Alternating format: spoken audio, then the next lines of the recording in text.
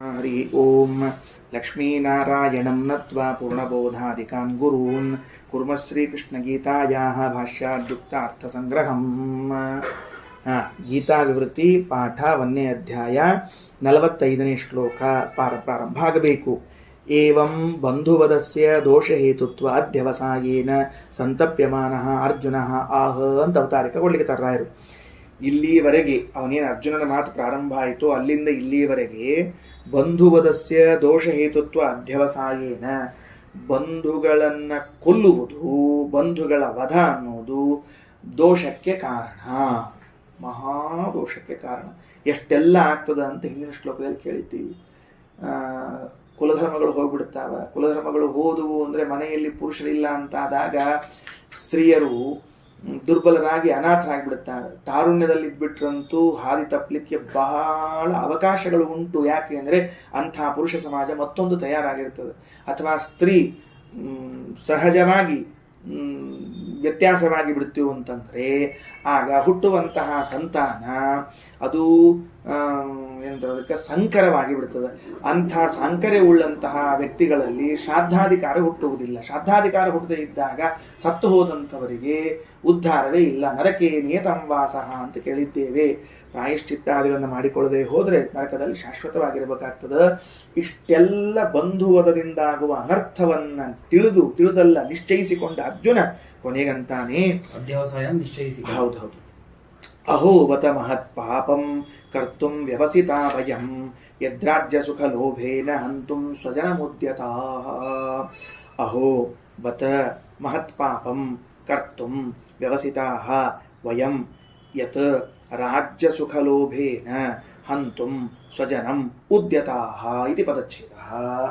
ಅಹೋಬತ ಇತಿ ಅಂತ ಶ್ಲೋಕ ಪ್ರತಿ ಹಿಡಿದಾರ. ರಾಜ್ಯ ಸುಖ ಲೋಭೇನ ಎಂತಹ ಪ್ರಸಂಗ ಬಂದಿದೆ ಅಂತಂತ ಅರ್ಜುನ. ರಾಜ್ಯದ ಸುಖ, ಈ ಸುಖದ ಲೋಭ ಅಂತೇನದಲ್ಲ, ಲೋಲುಪತೆ, ಪುನಃ ಪುನಃ ಆ ಸುಖವನ್ನು ಅನುಭವಿಸಬೇಕು ಅಂತೇನದಲ್ಲ, ಅದನ್ನೇ ಸುಖ ಲೋಲುಪತೆ ಅಂತ ಕರೀತಾರೆ. ಲೋಲುಪತ್ವಂ ನಾಮ ಕಿಂ? ಪುನಃ ಪುನಃ ತದೇವ ಅನುಭವಿತವ್ಯಂ ಇತ್ಯಾಶ.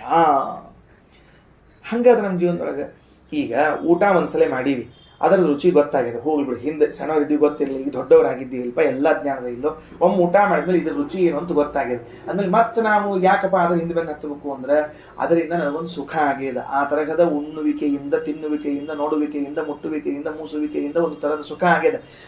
ಮತ್ತ ಸುಖ ಪಡಿಬೇಕು ಅನ್ನುವಂತಹ ಆಸೆಯೇ, ಲೋಲುಪತೆಯೇ ನನಗೆ ಮತ್ತೆ ಇನ್ನೊಂದ್ಸಲ ಅದೇ ಕೆಲಸದಲ್ಲಿ ತೊಡಗಿಸ್ತದೆ. ನಾನು ನಿತ್ಯ ಅದೇ ಕೆಲಸ ಯಾಕೆ ಮಾಡ್ತೀನಿ ಅಂದ್ರೆ ಇದು ಕಾರಣಕ್ಕೆ. ಮಾಡಿದ ಕೆಲಸನ ಯಾಕೆ ಮಾಡ್ತೀಪ ನೀನು? ಮತ್ತೆ ಅದ ಕೆಲಸ ಯಾಕೆ ಮಾಡ್ತೀನಿ ನೀನು? ಜನ್ಮದುದ್ದಕ್ಕೂ ಸ್ತ್ರೀ ಸಂಘ ಮಾಡ್ತಿ, ಎದಕ್ಕೆ ಮಾಡಿದ ಕೆಲಸ ಮತ್ತೆ ಯಾಕೆ ಮಾಡೋದಂದ್ರೆ ಅದೊಂದು ಸುಖ ಸಿಕ್ಕದ ನಿನಗೆ. ಈ ಸುಖ ಸಿಕ್ಕದಕ್ಕೆ ಮತ್ತ ಆ ಸುಖಕ್ಕೆ ಹಾತೊರಿತಿ, ಅದೇ ಕೆಲಸ ಮಾಡ್ತಿ, ತೃಪ್ತಿ ಆಗಂಗಿಲ್ಲ, ಆ ಸುಖದ ಆಶಾ ಬರ್ತದೆ, ಮತ್ತೆ ಮಾಡ್ತಿ. ಇದೇ ಸುಖ ಲೋಲುಪತೆ, ಇದೇ ಲೋಭ. ಇನ್ನೇನಂತಾರೆ ಮತ್ತಿನ್ನ. ಅದರಿಂದ ಯದ್ ರಾಜ್ಯ ಸುಖ ಲೋಭೇನ ಅಂದ್ರ ಸಿಂಹಾಸನ ಮೇಲೆ ಕೂತಿರೋಣ, ದಾಸದಾಸಿಯರು ಬರೋಣ, ಛತ್ರಚಾಮರಗಳು ಹಿಡಿಯೋಣ, ಇವನ್ ಗಂಭೀರವಾಗಿ ಹೋಗೋಣ, ಎಲ್ಲರೂ ತಲೆ ಬಗ್ಸೋಣ, ಹೆಂಗಿರ್ತದ ಅವನ ಸುಖ. ಇದನ್ನು ಪದೇ ಪದೇ ಅನುಭವಿಸ್ಬೇಕು ಅಂತ ಬರ್ತದೆ. ರಾಜ್ಯ ಸುಖ ಲೋಭೇನ, ಆಜ್ಞಾ ಮಾಡಿದ ಕೂಡ್ಲೆ ಹೊರಗಟ್ಟವನ್ನ ಅಂತ ಕಣ್ಣು ಸೊನ್ನೆ ಮಾಡಿ ಹೊರಗಟ್ಬಿಡ್ತಾರೆ.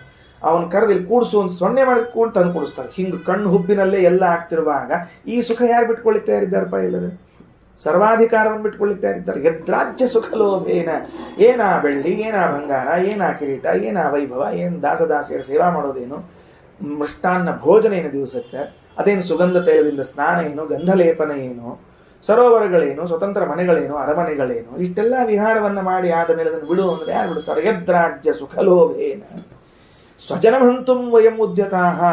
ಇದಕ್ಕೋಸ್ಕರ ತಮ್ಮವರು ಪರರು ಅಂತಿಲ್ಲ, ತಮ್ಮವ್ರನ್ನೂ ಕೊಲ್ಲಿಕ್ಕೆ ತಯಾರಾಗ್ಬಿಟ್ಟಿವಿ ನಾವು. ನನ್ನ ಸುಖಕ್ಕಾಗಿ ಎಂಥವ್ರನ್ನೂ ಬಲಿ ಕೊಡ್ತೀನಿ ನಾನು. ಅರ್ಜುನನ ವಾದ. ನನಗೊಂದು ಸುಖ ಆಗಬೇಕು ಅಂತಿದ್ರೆ ನಾನು ಏನನ್ನಾದರೂ ಮಾಡ್ಲಿಕ್ಕೆ ತಯಾರಿದ್ದೀನಿ.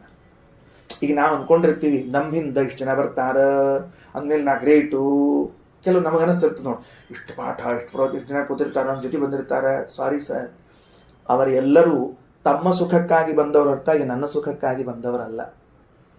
ನಮಗೊಂದು ತಪ್ಪು ಕಲ್ಪನೆ ಆಗಿದೆ. ನನ್ನಿಂದ ಇಷ್ಟು ಜನ ಇದ್ದಾರಂದ್ರೆ ಅವರೆಲ್ಲರಿಗೂ ಕೂಡ ಇದರಲ್ಲಿ ಸುಖ ಕಂಡಿದೆ, ಅದಕ್ಕಾಗಿ ಬಂದಿದ್ದಾರೆ ಅವರು. ನಿನಗೋಸ್ಕರ ಬಂದವರಲ್ಲ ಅವರು. ನನಗೊಂದು ಭ್ರಾಂತಿ. ಏನು ಭ್ರಾಂತಿ? ಇಷ್ಟು ಜನ ಇದ್ದಾರ ಅಂದ್ರೆ ಏನು ಕೇಳ್ತಿ? ಹಂಗಾರೆ ನೀನು ಇಷ್ಟು ಜನ ಇದ್ದಾರೆ ಎಂಬುದು ನಿನ್ನ ಸುಖಕ್ಕಾದ್ರೆ ಅವರು ತಮ್ಮ ಸುಖ ಇದೆ ಅಂತ ನಿನ್ನ ಹತ್ರ ಬಂದಿದ್ದಾರೆ. Simple matter. ಇದನ್ನ ಯಾಕೆ ನೀ ತಿಳ್ಕೊಳ್ಳುವಲ್ಲಿ ಆಗಿದ್ದಿ ನೀನು? ಈ ಸೂತ್ರ ಗೊತ್ತಿಲ್ಲ ಇದ್ದು ಒದ್ದಾಡ್ತಿರ್ತೀವಿ ನಾವು ಯಾವಾಗಲೂ. ಅಲ್ರಿ 10 ಮಂದಿ ನಿನ್ನ ಹತ್ರ ಬರ್ತಾರಂದ್ರೆ ಹುಚ್ಚಿಲ್ಲ ಅವರಿಗೆ, ತಲೆ ಕೆಟ್ಟಿಲ್ಲ ಅವರಿಗೆ. ಓನ್ ಇಂಟ್ರೆಸ್ಟ್, ಅವ್ರ ಸ್ವಂತ ಇಚ್ಛಾದಲ್ಲಿ ಏನದ ಅಂದ್ರೆ ಇಲ್ಲಿ ಹೋದ್ರೆ ನನಗೆ ಸುಖವಾಗುತ್ತದೆ, ಅದಕ್ಕೆ ಬಂದಿದ್ದೇನೆ. ಸಿಂಪಲ್. ಅದ ಒಳಗಿನ ಸುಪ್ತ ಮನಸ್ಸಿನಲ್ಲದ ಹೇಳುವುದಿಲ್ಲ ಅಷ್ಟೇ ಬಾಯಲ್ಲಿ ನಮಗವರು. ಈಗ ನಾ ಇಷ್ಟು ಜನರಿಗೆ ಯಾಕೆ ಹೇಳ್ತೀನಿ ಅಂತಂದ್ರೆ ನನಗೆ ಸುಖ ಆಗ್ತದ್ರಿಂದ. ಜಗತ್ತೆಲ್ಲವೂ ಸುಖಮೇವ ಮೇಸ್ಯ ದುಃಖಂ ಮನಾಗಪಿ ಮಾಭೂತಂತೆ ಹೊರಟದಲ್ಲಪ್ಪ. ಏನೇ ಪ್ರವೃತ್ತಿ ಇದ್ರು ಹೌದು. ಅದನ್ನೇ ಬರೀತೀನಿ ನೀನು. ಯದ್ ರಾಜ್ಯ ಸುಖಲೋಭೇನ ಹಂತುಂ ಸ್ವಜನ ಮುದ್ಯತಃ. ನಿಶ್ಚಯ ಮಾಡ್ಕೊಂಡ್ಬಿಟ್ಟಿವಿ ನಾವೀಗೆಲ್ಲ. ಏನ್ ನಿಶ್ಚಯ ಮಾಡ್ಕೊಂಡ್ಬಿಟ್ಟಿವಿ ಅಂದ್ರೆ ನಮ್ ಸುಖ ಆಗೋದಾದ್ರೆ ನಾವ್ ಯಾರನ್ನು ಕೊಲ್ಲಿಕ್ಕೆ ತಯಾರಿರ್ತೀವಿ. ಏನ್ ಜನಪ ನಾವೆಲ್ಲ. ಅರ್ಜುನ ಅಂತ ಏನೋ ನಿಮ್ದೆಲ್ಲ ಇದು. ಇಂದ್ರದೇವರ ಅಷ್ಟು ಜ್ಞಾನ ನೋಡೋರಿ.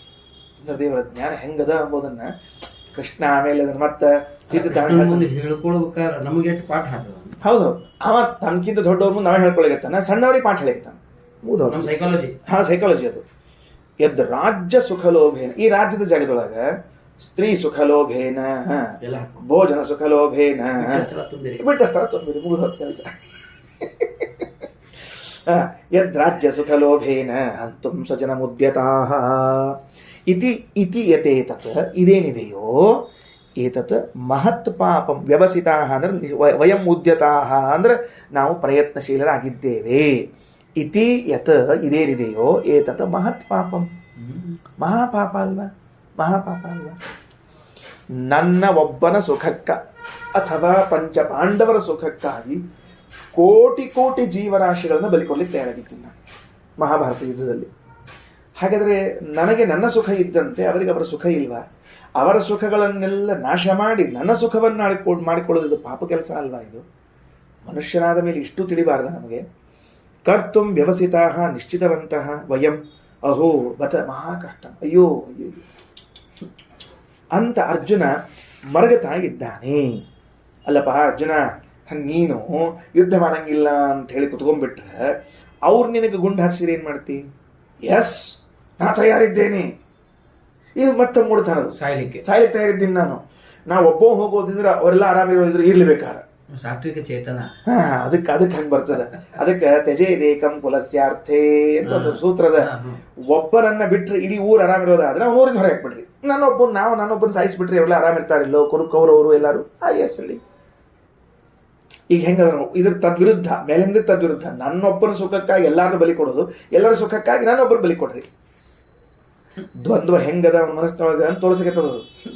ಯದಿ ಮಾಮ ಪ್ರತೀಕಾರಮ ಶಸ್ತ್ರಂ ಶಸ್ತ್ರಪಾಣಯ ಧಾರ್ತರಾಷ್ಟ್ರಾರಣೇ ಹನ್ಯು ತನ್ಮೇ ಕ್ಷೇಮತರಂ ಭವೇತ್. 46. ಯದಿ ಮಾಂ ಅಪ್ರತೀಕಾರಂ ಅಶಸ್ತ್ರಂ ಶಸ್ತ್ರಪಾಣಯ ಧಾರ್ತರಾಷ್ಟ್ರಾಃ ರಣೇ ಹನ್ಯು ತತ್ ಮೇ ಕ್ಷೇಮತರಂ ಭವೇತ್ ಇತಿ ಪದಚ್ಛೇದ. ಯದಿ ಒಂದು ವೇಳೆ ರಾಯರ ಅವತ್ತರಿಕ ಏನು ಕೊಟ್ಟರು ನೋಡು. ಏವಂ ಸಂತಪ್ತ ಸನ್, ಈ ರೀತಿಯಾಗಿ ಸಂತಾಪಗೊಂಡವನಾಗಿ, ಮೃತಿಮೇವ ಅರ್ಥಯಮಾನಃ, ಮರಣವನ್ನು ಬಯಸುವಂಥವನಾಗಿ, ಮರಣಕ್ಕೆ ಸ್ವಾಗತ ಮಾಡ್ತಾನೆ ಅರ್ಜುನ ಅಂತಂದರೆ ಸ್ವಾರ್ಥ ಕಡಿಮೆದಂತ ಅರ್ಥ. ಹೌದಿಲ್ಲ? ಈಗ ನಾವು ಸಾಮಾನ್ಯವಾಗಿ ಏನಂತೀವಿ ಅಂದರೆ ಇಂದ್ರದೇವರು ಸ್ವರ್ಗಾಧಿಪತಿಗಳಾದ್ರಿಂದ ಮಹಾಸ್ವಾರ್ಥಿಗಳು. ಅಪ್ಸರಾಸ್ತ್ರಿ ಬರಲಿ, ಬರ್ಲಿ, ಯಾರು ತಪಸ್ಸಿ ಕೂತರು ಕಳಿಸ್ರಿ ಅಂತಿರ್ತಾರೆ ಅಂತ ತಿಳ್ಕೊಂಡು. ಆದರೆ ಇಂದ್ರದೇವರ ಮನಸ್ಸು ಹೆಂಗದ ಅಂದ್ರೆ, ನಾನು ಮರಣ ಅಪ್ಪಿಕೊಳ್ಳುತ್ತೇನೆ, ಉಳಿದವ್ರನ್ನ ಕೊಲ್ಲಿಕ್ಕೆ ತಯಾರಿಲ್ಲ ಅಂದ್ರೆ ಸ್ವಾರ್ಥ ರಹಿತರು ಅಂತ ಅರ್ಥ ಆಗಬೇಕು. ಎಲ್ಲೋ ಒಂದು ಕಡೆ ಅತಿ ಸ್ವಾರ್ಥ ನಿಸ್ವಾರ್ಥದಲ್ಲಿ ಪರಿಣಾಮಗೊಳ್ಳುತ್ತದೆ ಅಂತ ಅನಿಸ್ತದೆ ನೋಡಿದ್ರೆ. ಅದು ಸೈಕಾಲಜಿ ಹೆಂಗದಂದ್ರೆ, ಅತಿಯಾದ ಸ್ವಾರ್ಥವು ಒಂದು ಕಡೆಗೆ ನಿಸ್ವಾರ್ಥದಲ್ಲಿ ಪರಿಣಾಮ ಆಗ್ಬಿಡ್ತದೆ. ಅದು ಚಾನ್ಸೇ ಇಲ್ಲ ಅದಕ್ಕೆ ಬೇರೆ ಕಡೆಗೆ. ಯಾಕಂದ್ರೆ ಫ್ಲೋ ಆಗಿ ಹೊರಗೆ ಹೋಗ್ಬೇಕಲ್ಲ ಅದೆಲ್ಲ ಒಂದು ಕಡೆಗೆ. ಅದು ಅತಿಯಾದ ಸ್ವಾರ್ಥವು ಎಲ್ಲೋ ಕಡೆ ಹೊರಗೆ ಹೋಗ್ಬೇಕಲ್ಲ, ಅದು ನಿಸ್ವಾರ್ಥದಲ್ಲಿ ಪರಿಣಾಮ ಆಗ್ಬಿಡ್ತದೆ, ಪರಸ್ವಾರ್ಥದಲ್ಲಿ ಆಗ್ಬಿಡ್ತದೆ ಅದು. ಅದರಿಂದ ಮೃತಿಮೇವ ಅರ್ಥಯಮಾನ, ನನಗೆ ಮರಣವನ್ನೇ ಕೊಟ್ಟು ಬಿಡಪ್ಪ ಅಂತ ಅಪೇಕ್ಷೆ ಮಾಡಿ, ಯದಿ ಒಂದು ವೇಳೆ ಮಾಂ ಎಂಥವ್ ನೀನು ಅಂದ್ರೆ ಅಪ್ರತೀಕಾರಂ ಅಕೃತ ಪ್ರತೀಕಾರಂ, ಅವರಿಗೆ ಅವರ ವಿಷಯದಲ್ಲಿ ಪ್ರತೀಕಾರವನ್ನ ಅಂದ್ರೆ ಹಗೆಯನ್ನು ತೀರಿಸಿಕೊಳ್ಳದೆ ಇದ್ದವನ್ನಾನಾದರೂ ಕೂಡ ನಾನು ಅವರ ವಿರುದ್ಧವಾಗಿ ಏನೂ ಪ್ರತೀಕಾರವನ್ನು ಮಾಡ್ಕೊಳ್ಳೋದಿಲ್ಲ. ನೋ ರಿವೆಂಜ್, ನಾನು ರಿವೆಂಜನ್ನು ತೀರಿಸ್ಕೊಳ್ಳೋದಿಲ್ಲ ಅವರ ವಿರುದ್ಧ. ಅಷ್ಟೇ ಅಲ್ಲ, ಅಶಸ್ತ್ರಂ ಶಸ್ತ್ರರಹಿತನಾಗಿದ್ದಾಗ್ಯೂ ಅಂದರೆ ತೂಷ್ಣೀಮಾಸೀನಂ ಶಸ್ತ್ರಗಳನ್ನು ಬಿಸಟಿ ಕೂತ್ಬಿಡ್ತೀನಿ, ಸುಮ್ಮನೆ ಕೂತ್ಬಿಡ್ತೀನಿ. ಮಾಂ ಯದಿ ಶಸ್ತ್ರಪಾಣಯ ಧಾರ್ತರಾಷ್ಟ್ರಾ ರಣೇ ಹನ್ಯು, ಒಂದು ವೇಳೆ ನನ್ನನ್ನು ಒಂದು ವೇಳೆ ಆಯುಧಗಳನ್ನು ಹಿಡಿದಿರುವಂತಹ ಕೌರವರು ಯುದ್ಧದಲ್ಲಿ ಹನ್ಯು ಕೊಂದರೇ ತರ್ಹಿ ತದ್ಧನನಂ, ಆ ಕೊಲ್ಲುವಿಕೆ ಮೇ ನನಗೆ ಕ್ಷೇಮತನಂ ಅತ್ಯಂತ ಹಿತವಾಗಿ ಭವೇತ್ ಆಗ್ತದೆ. ಅಲ್ಲೋ ಅವರು ನಿನ್ನ ಕೊಂದ್ರ ನಿನಗೇನು ಕ್ಷೇಮ ಆಗೋದು? ಅದಕ್ಕೆ ರಾಯ ಬರೀತಾರೆ, ಬಂಧುವದ ದೋಷಾಭಾವಾತ್, ನಾನಂತರೂ ಬಂಧುಗಳನ್ನು ಕೊಲ್ಲಿಲ್ಲಲ್ಲ. ಆಹಾ ಆಹಾ ಆಹಾ, ಎಷ್ಟು ದೂರಕ್ಕೆ ವಿಚಾರ ಮಾಡ್ಲಿತ್ತಾನ ಅರ್ಜುನ. ನಾನಂತರೂ ಬಂಧುಗಳನ್ನು ಕೊಲ್ಲಿಲ್ಲಪ್ಪ, ಅವ್ರು ಕೊಲ್ಕೋಲೆಕ್. ಬಂಧುವದ ದೋಷಾಭಾವಾತ್ ರಣೇ ಹನನೇನ, ಹೌದು ಅದು ಒಂದು ದೋಷ ಹೋದ್ರೆ ಮುಗಿತೆ, ನಿನ್ನ ಮುಂದೆ ನಿನ್ನ ಜೀವನ ಏನು ಗತಿ ನಿಂದು ಅಂದ್ರೆ ರಣೇ ಹನನೇನ ಗತಿ ಸಂಭವಾಚ, ಯುದ್ಧ ಭೂಮಿಯಲ್ಲಿ ಸತ್ರೆ ಸ್ವರ್ಗಕ್ಕೆ ಹೋಗ್ಬಿಡುತ್ತೇನೆ, ಎಷ್ಟು ಲಾಭ, ಅದರಿಂದ ನಾನು ಅವರನ್ನ ಕೊಲ್ಲೋದಿಲ್ಲ. ಕೊನೆಯದು ಅಧ್ಯಾಯ ಮುಗೀತು, 1ನೇ ಅಧ್ಯಾಯ ಮುಗೀತೀಗ. ಸಂಜಯ ಉವಾಚ ಏವಮುಕ್ತ್ವಾರ್ಜುನ ಸಂಖ್ಯೆ ರಥೋಪಸ್ಥ ಉಪಾವಿಶತ್ ವಿಸೃಜ್ಯ ಸಶರಂ ಚಾಪಂ ಶೋಕ ಸಂವಿಘ್ನಮಾನಸಃ ತತಃ ಕಿಂ ಜಾತಮಿತಿ ಧೃತರಾಷ್ಟ್ರ ಹಾರ್ದಂ ಪರಿಹರತಿ ಸಂಜಯ ಇತಿ. ಅನಂತರದಲ್ಲಿ ಏನಾಯ್ತು? ಅರ್ಜುನ ಇಷ್ಟೆಲ್ಲ ಹೇಳಿದ ಮೇಲೆ ನಾ ಯುದ್ಧ ಮಾಡಂಗಿಲ್ಲ ಅಂತ ಅನೌನ್ಸ್ ಮಾಡಿದ ಮೇಲೆ ಏನ್ ಮಾಡಿದ ಮುಂದವ? ಏನು ರಥ ಬಿಟ್ಟು ಓಡಿ ಬಂದ್ಬಿಟ್ನೋ? ಏನ್ ಮಾಡಿದ ಮುಂದ ಅಂತ ಧೃತರಾಷ್ಟ್ರನ ಹಾರ್ದ ಮನಸ್ಸಿನೊಳಗೆ ಏನ್ ಪ್ರಶ್ನೆ ಬಂತಲ್ಲ, ಏನ್ ಮಾಡಿದ ಬಾ ಮುಂದವ, ಏನ್ ಮಾಡಪ್ಪ ಮುಂದವ ಬಿಟ್ಬಿಟ್ನ ಮುಂದೇನಪ್ಪ ಏನಪ್ಪ ಅಂತ ಟೆನ್ಷನ್ ಇತ್ತಲ್ಲ, ಅದಕ್ಕೆ ಉತ್ತರವನ್ನು ಕೊಡ್ತಾನ ಸಂಜಯ್ ಇತಿ. ಏವಂ ಉಕ್ತ್ವಾ ಅರ್ಜುನಃ ಸಂಖ್ಯೆ ರಥೋಪಸ್ಥೆ ಉಪಾವಿಶತ್, ಅಥವಾ ರಥೋಪಸ್ಥೆ ಪದಚ್ಛೇದ ಮಾಡಬೇಕು. ವಿಸೃಜ್ಯ ಸಶರಂ ಚಾಪಂ ಶೋಕ ಸಂವಿಘ್ನ ಮಾನಸಃ. ಸಂಖ್ಯೆ ರಣೆ, ರಾಜ ಬರೀತಾರ ಸಂಖ್ಯೆ ಅನ್ನೋ ಶಬ್ದಕ್ಕೆ ರಣೆ ಅಂತ ಅರ್ಥ. ರಥೋಪಸ್ಥೆ ಅಂದ್ರೆ ರಥ ಮಧ್ಯೆ ಅಂತ ಅರ್ಥ. ಉಪಸ್ಥ ಅಂದ್ರೆ ಮಧ್ಯಭಾಗ, ರಥದ ಮಧ್ಯದಲ್ಲಿ. ಉಪಾವಿಶತ ಕುಳಿತು ಬಿಟ್ಟ. ಕಥಂ ಹೆಂಗ್ ಕುಳಿತ ಅಂದ್ರೆ ಶೋಕೇನ ಕಂಪಿತ ಚಿತ್ತ ಸನ್ ಶೋಕ ಸಂವಿಘ್ನ ಮಾನಸ ಅಂದ್ರೆ ದುಃಖದಿಂದ ನಡುಗಿ ಹೋದ ಮನಸ್ಸುಳ್ಳವನಾದ. ದುಃಖ ಎಷ್ಟು ಬಂದ್ಬಿಡ್ತು ಅವಂಗ ಅಂದ್ರೆ ಮನಸ್ಸು ಪದರಗುಟ್ಲಿಕ್ಕೆ ಶುರುವಾಯಿತು, ಪದರಗುಟ್ಟು ಹೋಯ್ತು ಮನಸ್ಸದು. ಆ ಬಿಟ್ಟು ಸಶರಂ ಚಾಪಂ ವಿಸೃಜ್ಯ, ಆ ಮನಸ್ಸಿನ ಕಂಪನ ಅಂಬೋದು ಹೊರಗೆ ಬಂತು, ದೇಹದೊಳಗೆ ಕಾಣಿಸ್ತು, ಕೈಯೊಳಗಿನ ಬಿಲ್ಲು ಬಾಣಗಳು ಜಾರಿಬಿಟ್ಟು ಠಣ್ಣಂತ ಬಿಟ್ಬಿಟ್ಟ. ವಿಸರ್ಜ ಸಶರಂ ಚಾಪಂ, ಕೈಯಲ್ಲಿದ್ದ ಬಿಲ್ಲು ಬಾಣವನ್ನು ಇಟ್ಟ. ಯಾಕಿಟ್ಟ ಅಂದ್ರೆ ಒಳಗಿನ ಕಂಪನದ ಪ್ರಮಾಣ ಎಷ್ಟಿತ್ತು ಅಂದ್ರೆ ಹೊರಗೆ ಕಾಣಿಸಿಕೊಳ್ಳುವಷ್ಟಿತ್ತು. ಭೂಕಂಪದ ಮಾನ ಎಷ್ಟಿರ್ತದೆ ಅಂದ್ರೆ ಬಿಲ್ಡಿಂಗ್ ಬಿದ್ದಾಗ ಗೊತ್ತಾಗ್ತಂತೆ ಎಷ್ಟಿದೆ ಅಂತ ತಿಳ್ಕೊಂಡು, ಹಂಗೆ ಕೈಯಾಗಿರುವಂತ ಬಿಲ್ಲು ಬಾಣಗಳನ್ನು ಬಿಟ್ಟು ರಥದ ಮಧ್ಯದಲ್ಲಿ ಕುಳಿತು ಬಿಟ್ಟ. ಏವಂ ಶ್ಲೋಕಾಭಿಪ್ರಾಯ. ಏವಂ ಈ ರೀತಿಯಾಗಿ ಉಕ್ತ್ವಾ ಹೇಳಿ ಅರ್ಜುನನು ಸಂಖ್ಯೆ ಯುದ್ಧ ಭೂಮಿಯಲ್ಲಿ ರಥೋಪಸ್ಥ ರಥದ ಮಧ್ಯದಲ್ಲಿ ಉಪಾವಿಶತ ಕುಳಿತು ಬಿಟ್ಟನು. ಏನ್ ಮಾಡಿ ಕುತ್ಕೊಂಡ? ವಿಸರ್ಜ ಬಿಟ್ಟ. ಸಶರಂ ಚಾಪಂ ಬಿಲ್ಲು ಸಹಿತವಾದ ಬಾಣ ಸಹಿತವಾದ ಬಿಲ್ಲವನ್ನು ಬಿಟ್ಟ. ಹೆಂಗಿದ್ದವನ ಸ್ಥಿತಿ ಹೆಂಗಿತ್ತು? ಶೋಕ ಸಂವಿಘ್ನ ಮಾನಸಃ, ದುಃಖದಿಂದ ನಡುಗಿ ಹೋದ ಮನಸ್ಸುಳ್ಳವನಾಗಿದ್ದ. ಚಾಪ ಅಂದ್ರೆ ಬಾಣ, ಚಾಪ ಅಂದ್ರೆ ಬಿಲ್ಲು, ಚಾಪ ಅಂದ್ರೆ ಬಿಲ್ಲು, ಶರ ಅಂದ್ರೆ ಬಾಣ ಕೂಡಿದ್ದ. ಇತಿ ಶ್ರೀಮದ್ ಭಗವದ್ಗೀತಾಯಾಂ ಪ್ರಥಮೋಧ್ಯಾಯಃ. ಇತಿ ಶ್ರೀಮತ್ ಸರ್ವತಂತ್ರ ಸ್ವತಂತ್ರ ಶ್ರೀ ಸುಧೀಂದ್ರ ತೀರ್ಥ ಸುಧೀಂದ್ರ ಗುರುಪಾದ ಶಿಷ್ಯೇಣ ರಾಘವೇಂದ್ರೇಣ ಕೃತೆ ಶ್ರೀಮದ್ ಗೀತಾ ಸಂಗ್ರಹೇ ಪ್ರಥಮೋಧ್ಯಾಯಃ. ಶ್ರೀಕೃಷ್ಣಾರ್ಪಣಮಸ್ತು.